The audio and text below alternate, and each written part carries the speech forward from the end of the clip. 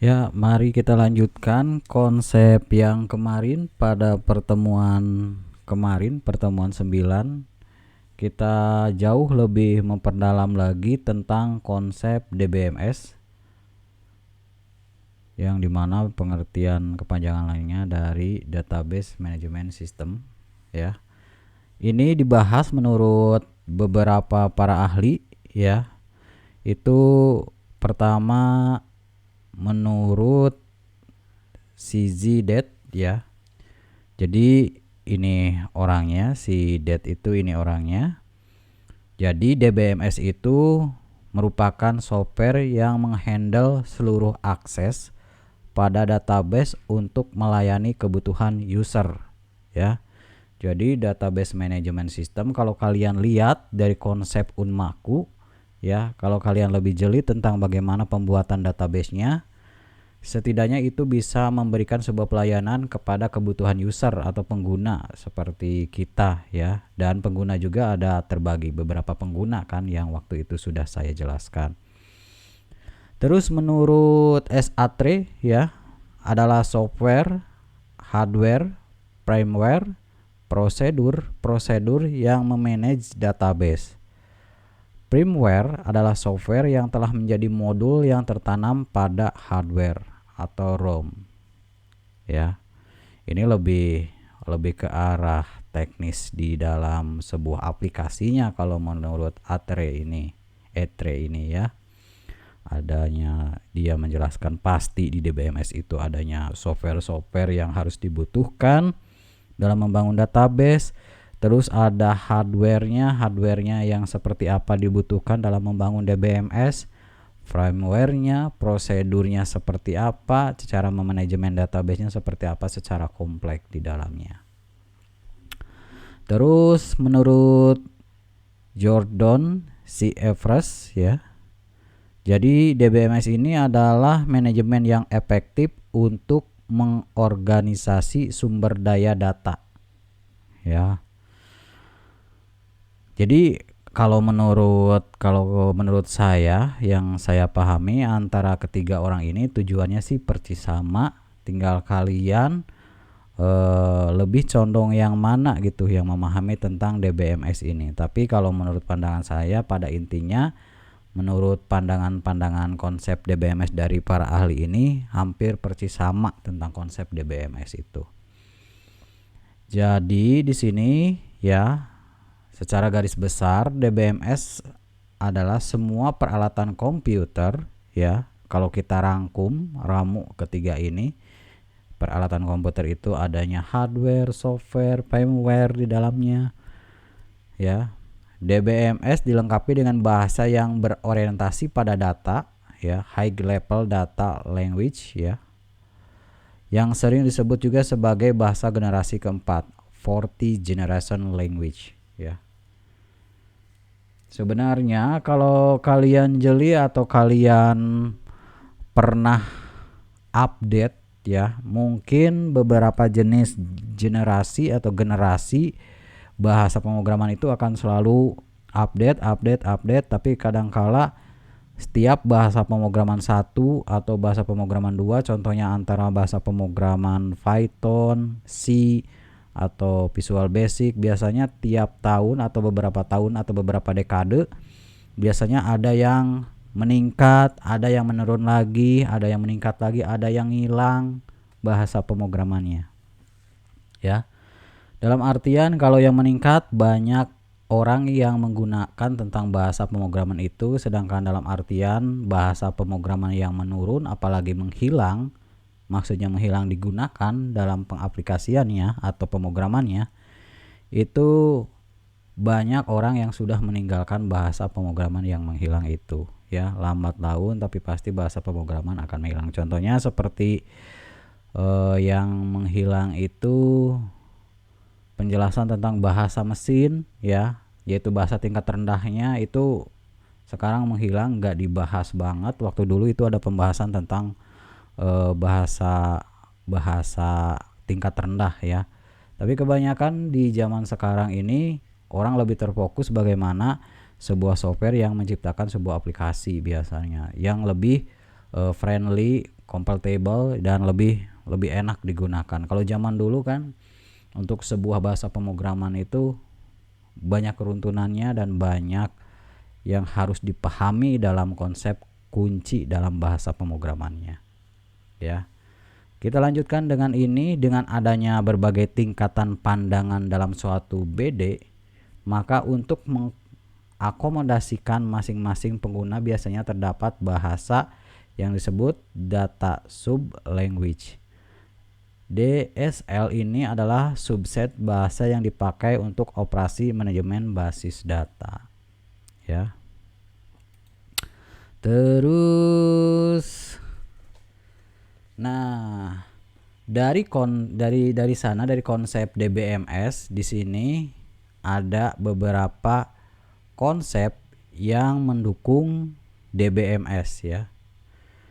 Pertama yaitu Data Definition Language atau sering disingkat dengan DDL ya. Jadi DDL ini digunakan untuk mendefinisikan database, misal untuk membuat tabel, modifikasi tabel, membuat indeks, membuat view, dan kelengkapan database. Terus kedua, secara garis besar DDL digunakan untuk melakukan maintenance database. Ya, ketika database ada yang harus di maintenance, ya fungsi dari DDL ini adalah seperti poin yang pertama. Ya. Yaitu untuk membuat tabel, memodifikasi, membuat indeks, membuat view, dan banyak hal sebenarnya yang di sini. Terus poin yang ketiga, sintak atau keyword yang masuk dalam kategori ini antara lain di dalamnya ya. Ketika kalian akan ngebangun sebuah DBMS melalui DDL ini ya, pasti ada yang namanya create ya. Jadi create itu digunakan untuk membuat objek baru ya. Dalam artian objek ini dalam pembuatan database-nya ya. Terus ada drop, digunakan untuk menghapus tabel atau database. Terus ada alter ya, digunakan untuk memodifikasi database.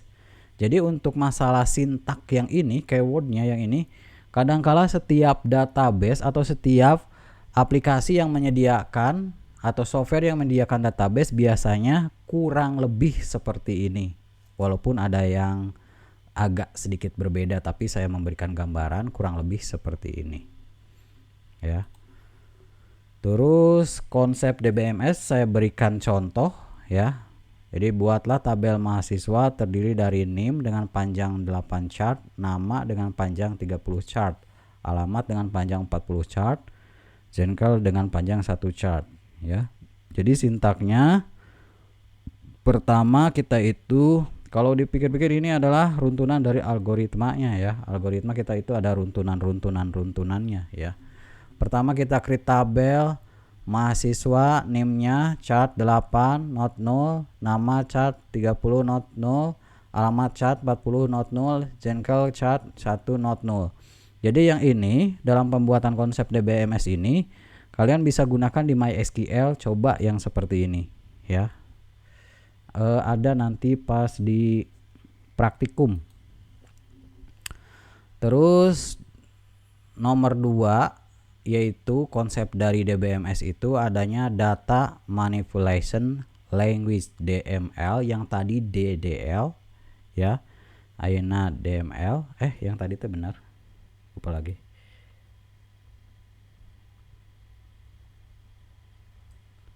Ya, DDL yang tadi itu DDL, sekarang DBML ya.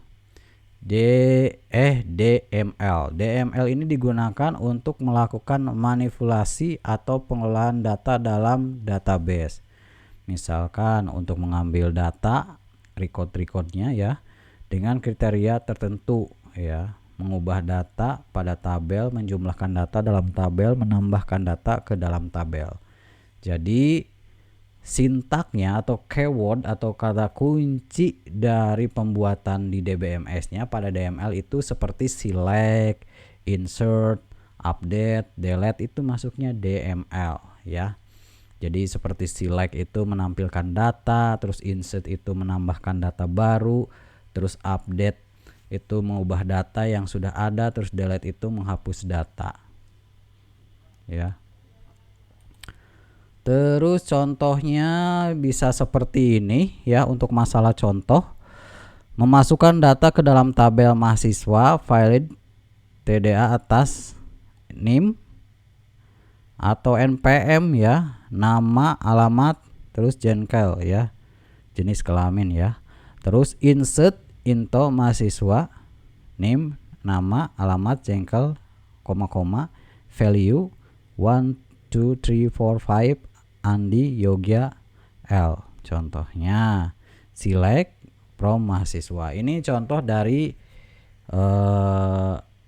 yang tadi ya, yang tadi. Terus ada yang namanya yang dimaksud dengan model data. Nah, apa itu model data? Di sini sudah saya rangkum, suatu kumpulan konsep yang terintegrasi yang menggambarkan data. Ya, ingat, suatu kumpulan data, suatu kumpulan konsep yang terintegrasi menggambarkan data, hubungan antara data dan batasan-batasan data dalam suatu organisasi. Fungsinya dari sebuah model data merepresentasikan data sehingga data tersebut dapat dipahami. Ya, ini model datanya ya. Jadi model data ini menggambarkan data pada tingkat eksternal, yaitu view-nya ya, dan konseptual dan logiknya ya. Digunakan model data berbasis objek atau model data berbasis record ya. Ada objek, ada record ya. Pengertian objek dan record itu kan sudah dijelaskan sebelumnya. Model data merupakan suatu cara untuk menjelaskan bagaimana pemakai dapat melihat data secara logik ya. Ada 3 jenis yang menerangkan model data ini sehingga pengguna ataupun pemakai bisa lebih memahami apa itu model data. Pertama, model data berbasis objek. Kebanyakan orang yang menggunakannya itu rata-rata berbasis objek ya. Kalau sekarang ini kebanyakan sih, karena objek itu lebih dinamis, biasanya lebih dinamis dan mudah lebih dipahami biasanya. Walaupun model-model data yang lain juga bisa dipahami sih, asalkan kita lebih jeli saja dalam memahaminya. Model data berbasis objek ya merupakan himpunan data dan relasi yang menjelaskan hubungan logik antara data dalam suatu basis data berdasarkan objek datanya. Ya. Terus ada IRM ya, Entity Relationship Model, merupakan model untuk menjelaskan hubungan antara data dalam basis data yang berdasarkan persepsi bahwa real world terdiri dari objek dasar yang mempunyai hubungan atau relasi antara objek tersebut. Jadi kalau dalam berdasarkan objek datanya itu di berbasis objek itu terdiri dari 2. Pertama, entity relationship model. Bentuk contohnya adalah seperti ini ya. Ini ada 2 relasi, terus ada 2 relasi. Ada 1 relasi atau penghubung, terus ada apa lagi ini di sini? Ya, ada relasi, terus ada apa ini saya lupa lagi ya. Ada customer, ada tabungan. Di customer itu ada 4 nomor rekening, nama, alamat, atribut lain ya. Terus di tabungan ada saldo, ada atribut, ada nomor rek. Jadi simbol-simbolnya yang sering digunakan adanya objek dasar, relasi, atribut dari objek dasar, adanya hubungan ya. Seperti ini entity relationship ya. Jadi customer ini adalah entitasnya ya. Entitasnya ada 2, relasinya ada 1 ya. Yang ini ada 4 atribut, yang ini ada 3 atribut ya. Seperti itu. Jadi atribut ini adalah objek dasar penghubung entitas ya. Kita lanjutkan. Model data berbasis objek itu nomor 2 itu adalah model data semantik model ya. Semantik model itu yaitu penyajian data yang menggunakan kata-kata yang mengandung arti. Contohnya model data semantik itu seperti ini. Ada bank, terus adalah nasabah, customer adalah nasabah. Nah, ini adalah kata-kata yang mengandung arti. Customer itu adalah nasabahnya. Tabungan, ya, ini bank ini melayani tabungan di dalamnya. Di dalam tabungan itu ada nomor rekening, ada saldo, terus customer itu namanya si Pulan, ya, si Anu, namanya si Anu. Terus si Anu ini mempunyai nomor rekening dan alamatnya. Terus dalam tanda arti tanda yang di atas itu menunjukkan adanya relasi yang menunjukkan atribut, ya. Terus poin kedua adalah model data berbasis record, ya. Yang tadi kan yang sudah dijelaskan tadi, ini model data berbasis objek. Di dalamnya ada dua, ada yang entity relationship model, terus yang kedua itu adanya model data semantik model. Nah, yang kedua ini di model data itu adanya model data berbasis record, ya. Model ini mendasarkan pada record untuk menjelaskan kepada user tentang hubungan logik antara data dalam basis data. Sedangkan dalam model data berbasis record ini terbagi atas 3 jenis, ya, model data berbasis record. Pertama, relational model, ya. Jadi untuk relational model ini menjelaskan tentang hubungan logik antara data dalam basis data dengan memvisualisasikan ke dalam bentuk tabel yang terdiri dari sejumlah baris dan kolom yang menunjukkan atribut tertentu. Lebih mudah dipahami dibandingkan dengan model lainnya. Contohnya nih, relationship model. Lebih mudah dipahami karena di sini ada mahasiswa, nomor mahasiswa, terus namanya dengan nomor mahasiswanya. Contohnya seperti ini, ada 3 nomor mahasiswa, terus namanya Pulan, Badu, Ayu, ya. Keterangannya jumlah kolom disebut dengan degree, ada 2, ya, yang jumlah kolom. Terus baris disebut atribut. Nih, baris atribut, ya, ada 3 atribut, ya, 1 2 3, ya. Tiap baris disebut record, ya, tiap baris disebut record, ada 3 record, 1 record, 2 record, 3 record. Banyaknya baris dalam satu tabel disebut kardinalitas. Cardinality. Ya, seperti itu.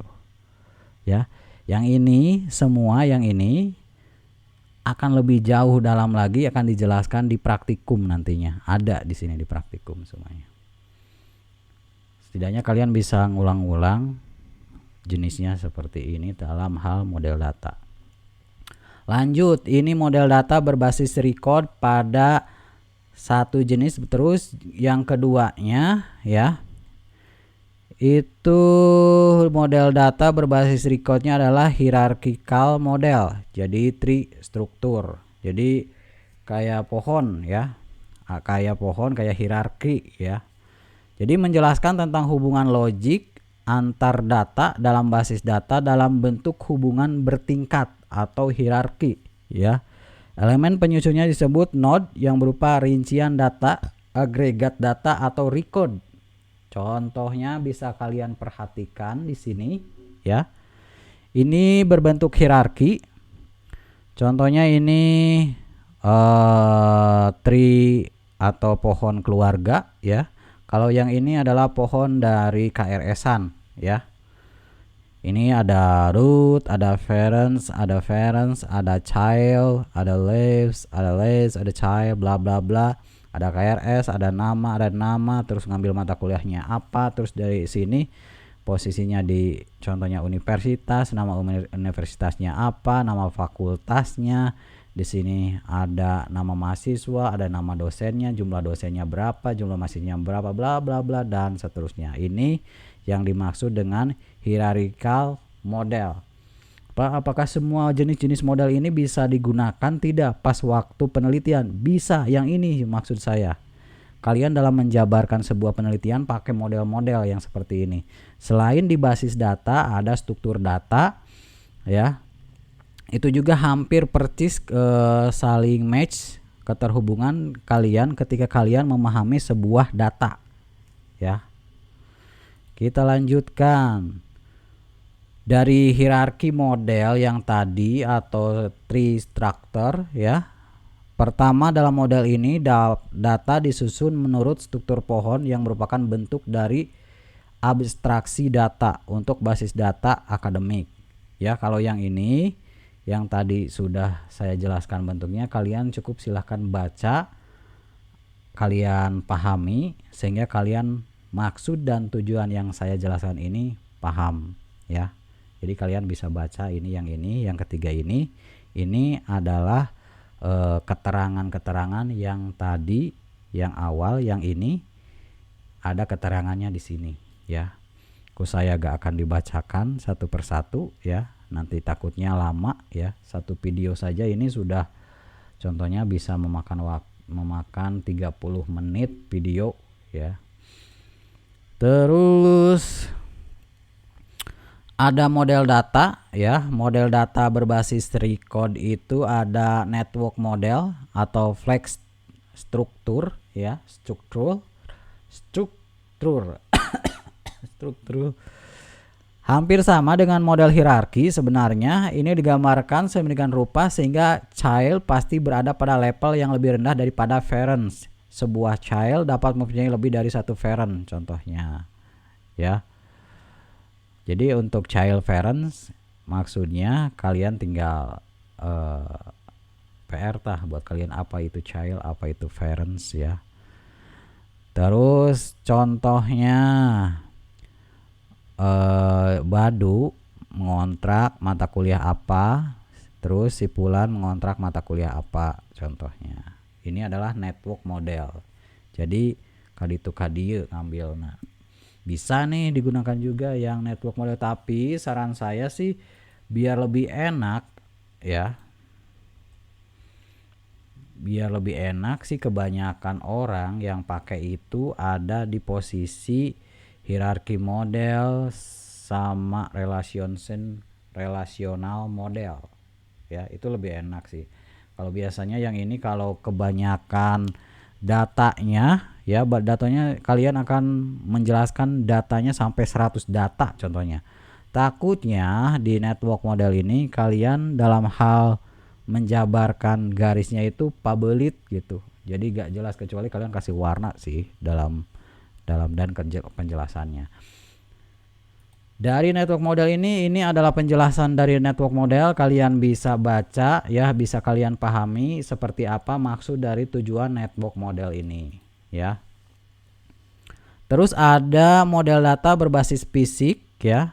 Model data berbasis fisik ini digunakan untuk menguraikan data ke tingkat internal atau menjelaskan kepada pemakai bagaimana data dalam basis data disimpan dengan media penyimpanan secara fisik. Model ini jarang digunakan karena kerumitan, kompleksitas yang justru menyulitkan pemakai.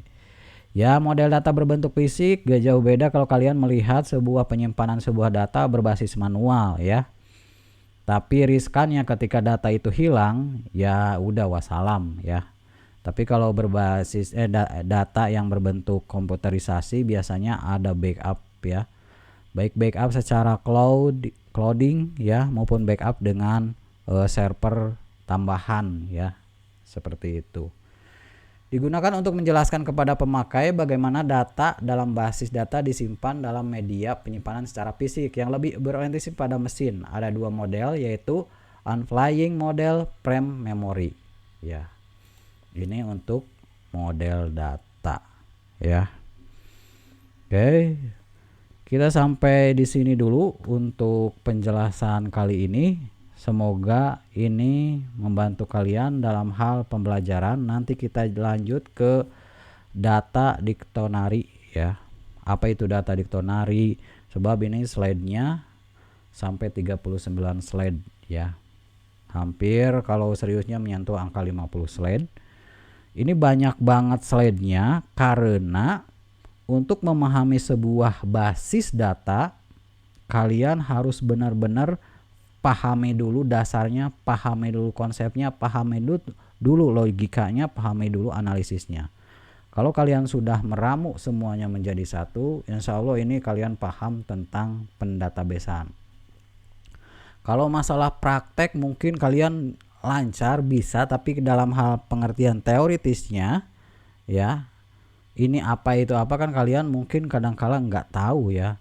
Contohnya, oh ini entity teh, oh ini atribut teh, oh ini relasi teh. Tapi kalau dalam hal praktek mungkin secara garis besar tinggal set oh kayak gitu, tapi nggak tahu tentang teoritisnya seperti apa itu data diktonari, apa itu kayak data apa model data, jenis-jenis model data. Kadang-kala kan kita terabaikan hal-hal yang seperti itu.